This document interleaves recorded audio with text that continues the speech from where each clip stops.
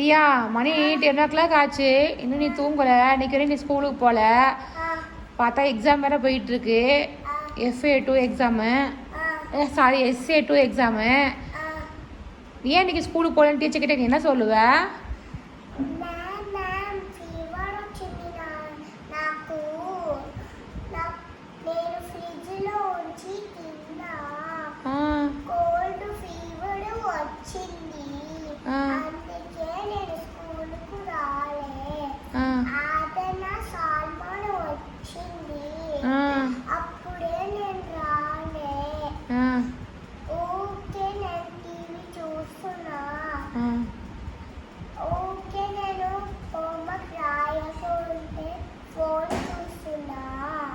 అప్పుడు నీ బ్యాడ్ గర్లా?